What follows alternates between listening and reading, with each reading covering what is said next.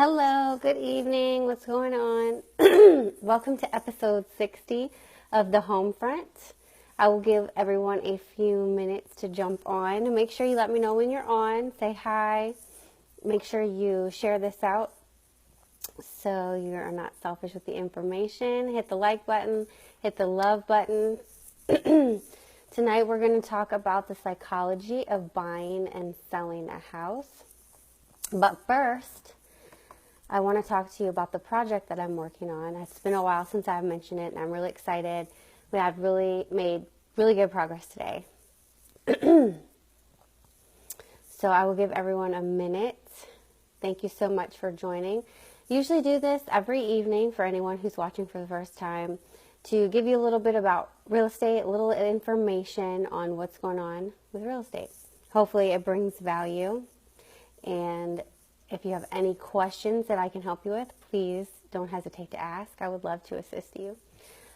First, I'm going to talk to you about Michael Oliver. He is my daughter's friend, or a brother of a friend, and he was diagnosed at the age of 15 with, and I'm going to butcher the name of this, Erdem-Chester disease, which is a rare form of blood cancer. And it's affected his bones and his brain. And he also suffers from orthostatic intolerance and diabetes insipidus. ECD has no known cure, and he is only 1 in 15 children to have this cancer. We are raising money for his treatment with CBD oil and natural foods. We have actually raised enough money. Again, I mentioned this before, but we've raised enough money to start his treatment, which I am going to be making that payment tomorrow and headed to the store to get him some natural and organic foods. So we're really super excited, and we're going to be really working on this project to raise as much money as possible to continue his treatment at least for the next year. He does have a GoFundMe account that I set up, and like I said, we're getting his first shipment tomorrow, so I'm really excited. And I want to thank the Stafford Rotary Club for your huge donation. It was not made to GoFundMe. I try to keep the donations out of GoFundMe because they do take fees, but we welcome any donations.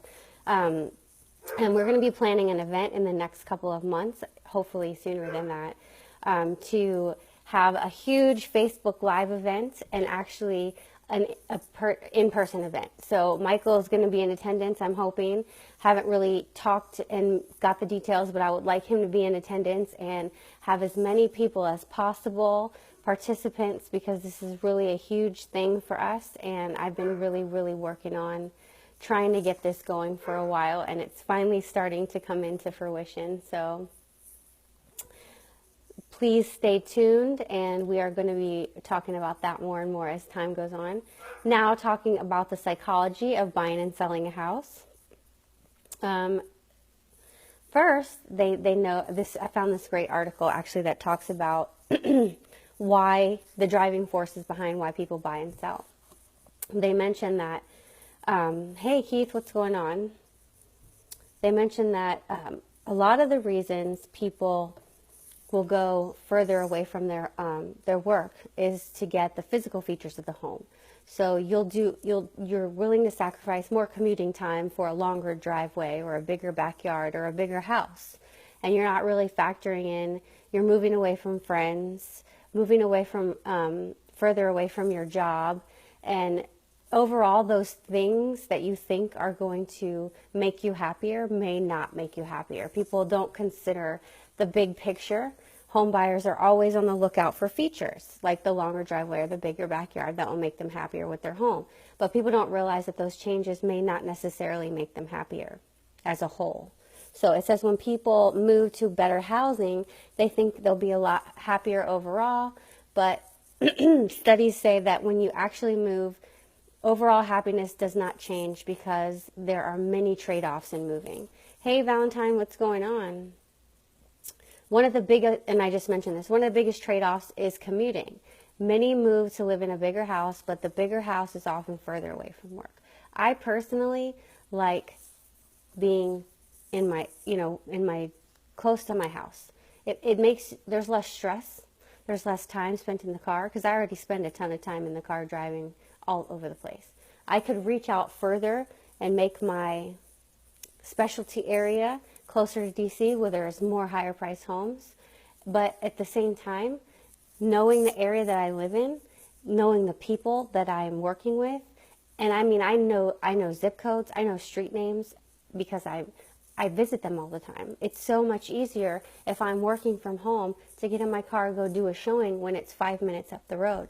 So I would say the same thing applies. If you're commuting an hour and a half away, you know, it's a totally different environment. You wouldn't think that just 40 miles is that far away, but it really is, especially with commute time and travel time, and it can take down the quality of your life. So those are just things to consider when you're talking about, you know, I want to get more house for my money and it's further away from where you work. You got a lot of time to spend in the car or commuting on trains and buses to think about that. Hey, Linda, what's going on? Thank you for joining. It says the next thing that people overlook is overlooking big expenses. People who are buying homes tend to compartmentalize their expenses and not add up the total cost of everything needed to fix it up or furnish it, which is very true because when you're purchasing, you're usually given the max amount of money that you qualify for, and people don't tend to take that down into something that they may seem a little bit more reasonable. They'll spend all of the amount of money that they're pre-qualified or pre-approved for, and they don't think about, I've got to furnish this house, because if you're upgrading, you obviously don't have the furniture to fit in it, and you also have to think about maintenance of it. There's a lot of things like your utilities are going to go up. So those are just really important things to consider. You don't want to be house poor.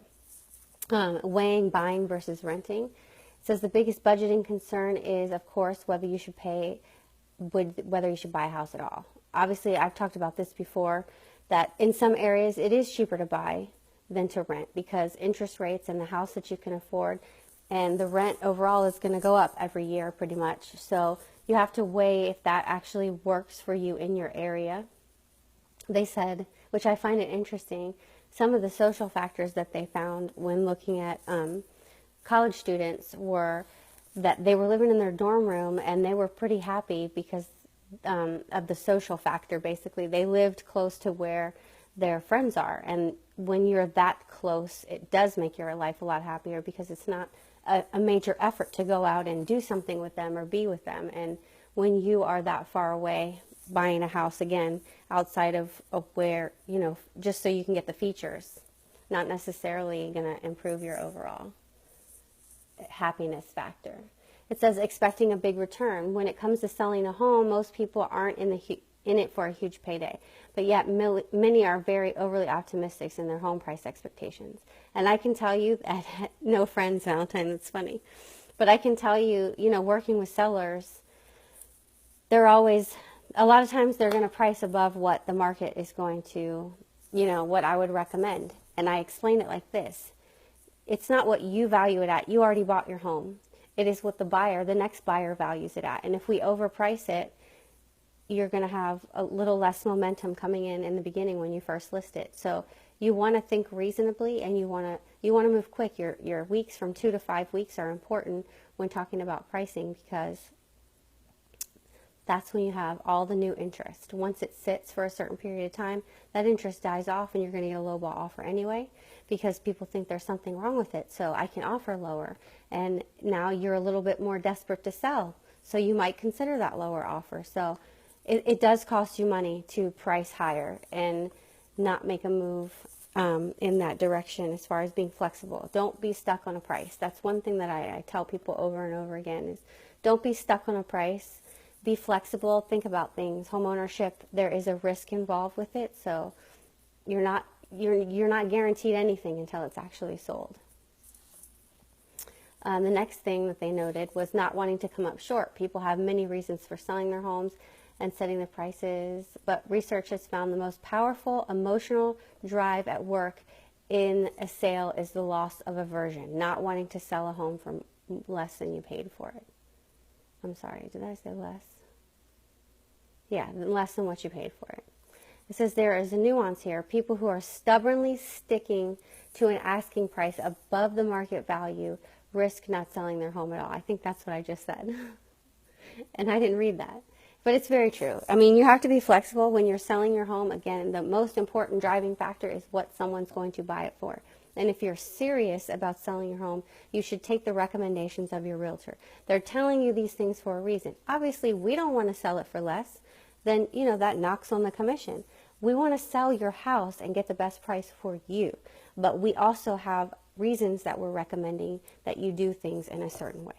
So that's my psychology spiel for the evening on buying and selling. And for anyone that just jumped on, I just wanted to talk about real quick again the fundraiser that we've put together for Michael Oliver. He is a friend of the family.